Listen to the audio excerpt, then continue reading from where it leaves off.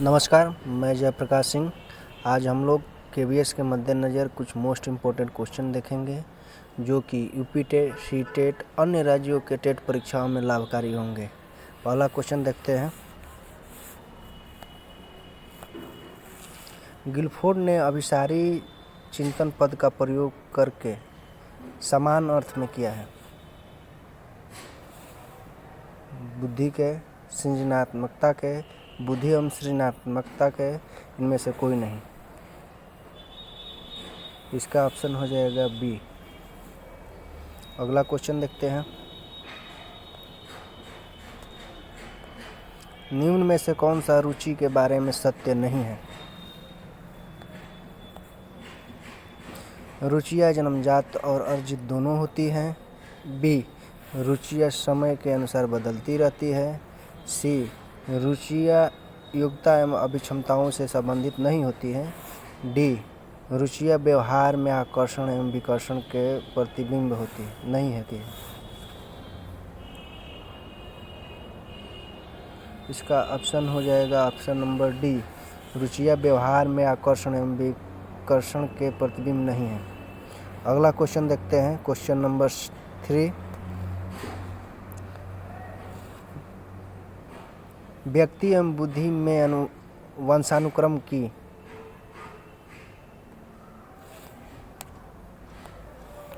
नाम मात्र की भूमिका है, महत्वपूर्ण भूमिका है, पूर्वानुमेय भूमिका है, आकर्षण भूमिका है। इसका ऑप्शन नंबर ए हो जाएगा। व्यक्ति एवं बुद्धि वंशानुक्रम में नाम मात्र की भूमिका होता है। अगला क्वेश्चन देखते हैं। जिन इच्छाओं की पूर्ति नहीं होती उनका भंडार गृह निम्न में से कौन सा है? इदम, अहम, परम अहम, इनमें से कोई नहीं। इसका आंसर हो जाएगा ए, इदम। अगला क्वेश्चन देखते हैं।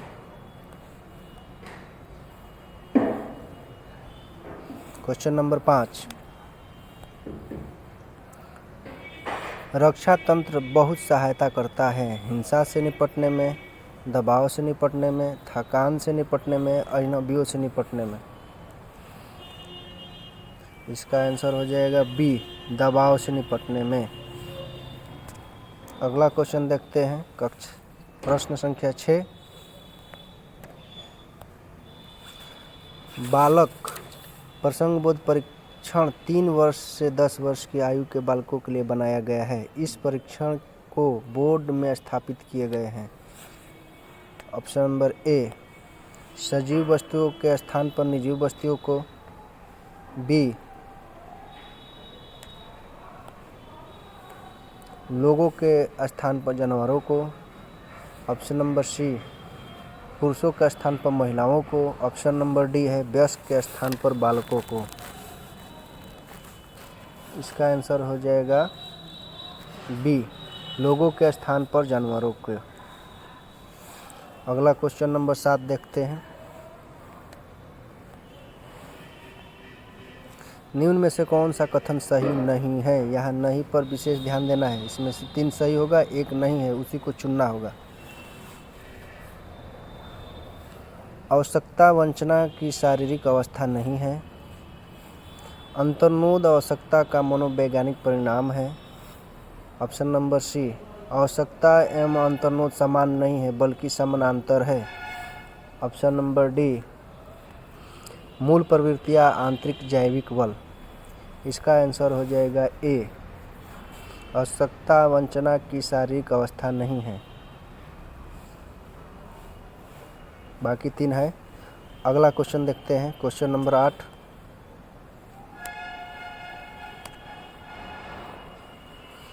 क्रियात्मक अनुसंधान का उद्देश्य है नवीन विज्ञान की खोज।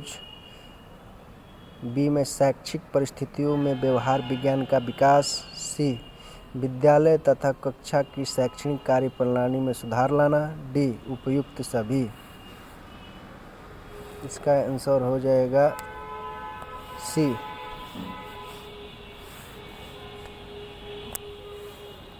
विद्यालय तथा कक्षा की शैक्षणिक कार्यप्रणाली में सुधार लाना। अगला क्वेश्चन देखते हैं, क्वेश्चन नंबर 9।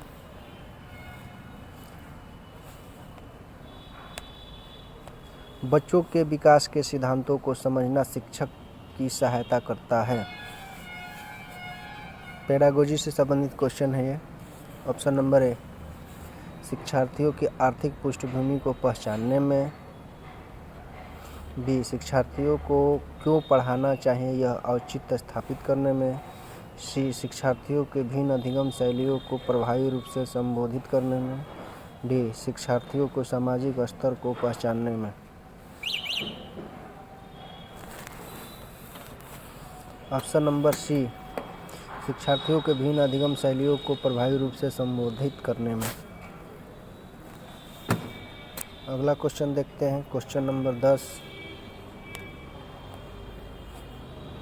पुरुष स्त्रियों की अपेक्षा ज़्यादा बुद्धिमान होते हैं, यह कथन किस प्रकार का है। ऑप्शन हो जाएगा ए, सही हो सकता है। बी, लैंगिक पूर्वाग्रह से प्रदर्शित करता है। डी, सी, बुद्धि के विभिन्न पक्षों को सही लिए नहीं है। ए, डी में हो जाएगा ए और बी दोनों। ये पेडागोजी ही है, इसको हम लोग, इसका आंसर हो जाएगा बी, लैंगिक पूर्वाग्रह को प्रदर्शित करता है। अगला क्वेश्चन देखते हैं, क्रिस्टीना अपने कक्षा को क्षेत्र भ्रमण पर ले जाती है और वापस आने पर अपने विद्यार्थियों के साथ भ्रमण की चर्चा करती है, यह उसकी ओर से संकेत देता है। ऑप्शन नंबर ए, सीखने के लिए आकलन। ऑप्शन बी, आकलन के लिए सीखना। सी, आकलन का सीखना। डी, सीखने को आकलन। आंसर हो जाएगा ए, सीखने के लिए आकलन। इसी को अंग्रेजी में बोलते हैं असेसमेंट ऑफ लर्निंग। अगला क्वेश्चन देखते हैं, क्वेश्चन नंबर 12।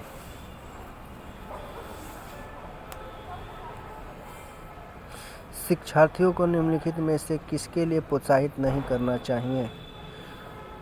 समूह कार्य में एक दूसरे शिक्षार्थियों के साथ सक्रिय रूप से अंतःक्रिया करने में। बी, अधिक से अधिक पाठ से आगामी क्रियाओं में हिस्सा लेने से। सी, शिक्षक जो कुछ पूछते हैं उन सभी प्रश्नों का उत्तर याद करने के लिए। डी, कक्षा के अंदर और बाहर अधिक से अधिक प्रश्न पूछना।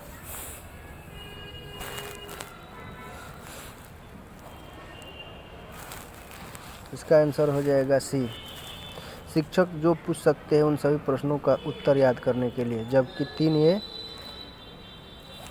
ये नहीं होना चाहिए, जबकि 3 ये होना चाहिए। अगला क्वेश्चन देखते हैं, क्वेश्चन नंबर 13।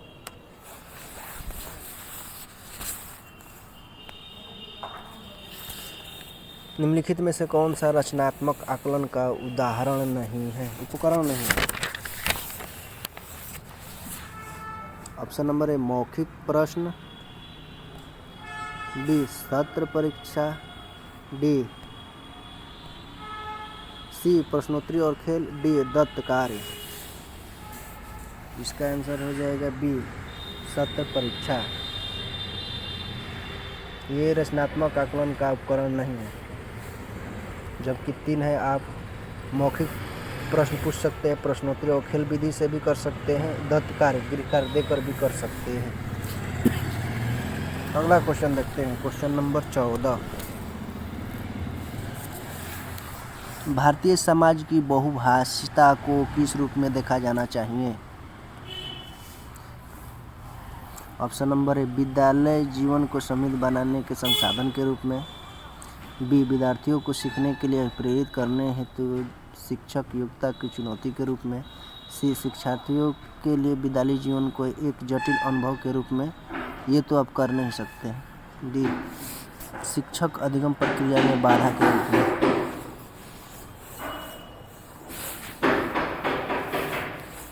इसका आंसर हो जाएगा ए,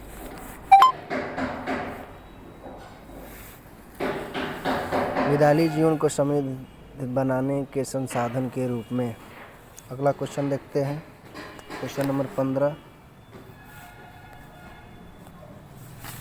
सबसे अधिक वाहन और जटिल समाजीकरण होता है किशोरावस्था के दौरान, पूर्व बाल्यावस्था के दौरान, प्रौढ़ावस्था के दौरान, व्यक्ति के पूरे जीवन में। तो ये हो जाएगा सबसे, इसका आंसर हो जाएगा ए, किशोरावस्था के दौरान। बच्चे अधिक जटिल समाजीकरण करते हैं, वातावरण के साथ भी होता है उनका, और अपने साथियों के सहगामी अंतःक्रिया द्वारा समाजीकरण का जटिल अवधारणा से परिचित होते हैं। अगला क्वेश्चन देखते हैं, क्वेश्चन नंबर 16। आनुवंशिकता को निम्न में से कौन सा सामाजिक संरचना माना जाता है? ऑप्शन नंबर ए गौण, पूर्वकालिक, स्थिर, प्राथमिक। ऑप्शन हो जाएगा इसका सी, स्थिर। अगला क्वेश्चन देखते हैं, क्वेश्चन नंबर 17। पियाजे के अनुसार विकास की पहली अवस्था के दौरान बच्चा सबसे तेजी से सीखता है। निष्क्रिय शब्दों को समझने के द्वारा, बी अमूर्त तरीके से चिंतन द्वारा, सी भाषा के लिए अर्जित ज्ञान का अनुप्रयोग द्वारा, डी इंद्रिय के द्वारा। इसका ऑप्शन हो जाएगा डी, इंद्रियों के प्रयोग द्वारा। ये पियाजे का पहला स्टेज बताया है, संज्ञानात्मक अवस्था, जो कि 0 से 2 वर्ष होता है। इसमें बच्चे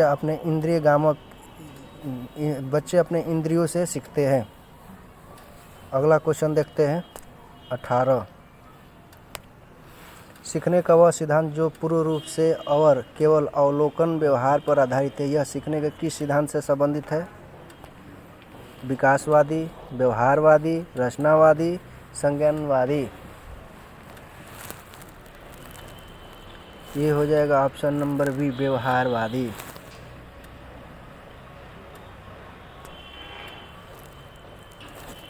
क्वेश्चन नंबर 19 देखते हैं, सिद्धांत के रूप में रचनावाद है। ऑप्शन नंबर ए, दुनिया के बारे में अपना दृष्टिकोण नियमित करने में विद्यार्थियों की भूमिका पर बल देता है। बी, सूचनाओं को याद करने और पुनः स्मरण द्वारा जांच करने पर बल देता है। सी, शिक्षक का प्रभावशाली भूमिका पर बल देता है। डी, अनुकरण की भूमिका पर बल देता है। इसका आंसर हो जाएगा ए, दुनिया के बारे में अपना दृष्टिकोण नियमित करने में विद्यार्थियों की भूमिका पर बल देता है। अगला क्वेश्चन देखते हैं, 20 नंबर। अवधारणाओं का विकास मुख्य रूप से किसका हिस्सा है? बौद्धिक विकास का, शारीरिक विकास का, सामाजिक विकास का, संवेगात्मक विकास का। अवधारणाओं का विकास मुख्य रूप से बौद्धिक विकास का होता है हिस्सा।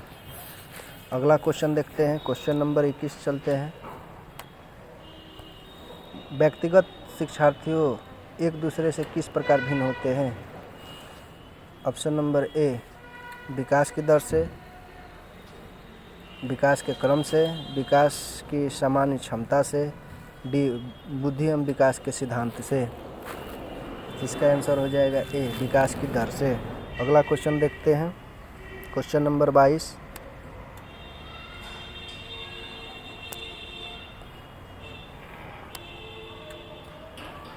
मानव विकास कुछ विशेष सिद्धांतों पर आधारित है, निम्नलिखित में से कौन सा मानव विकास का सिद्धांत नहीं है?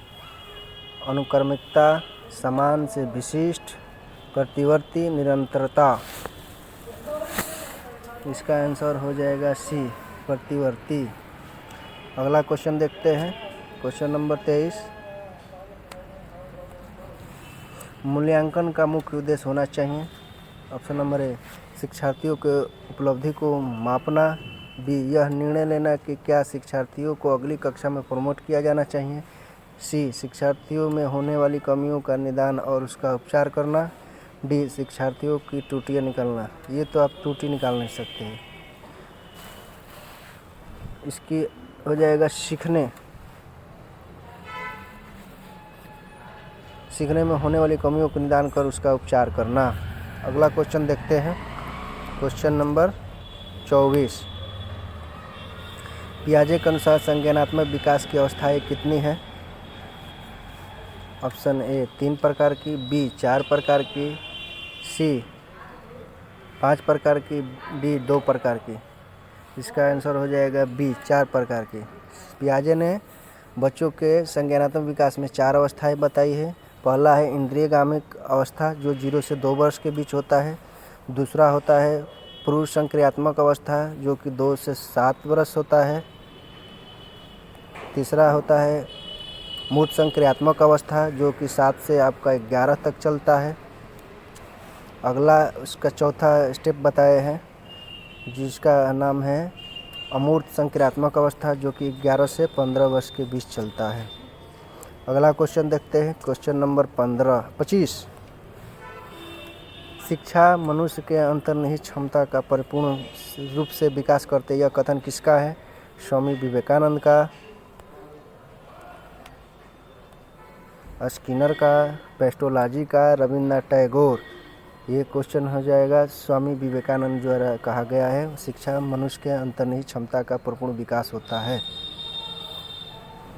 आप सबों का बहुत बहुत धन्यवाद।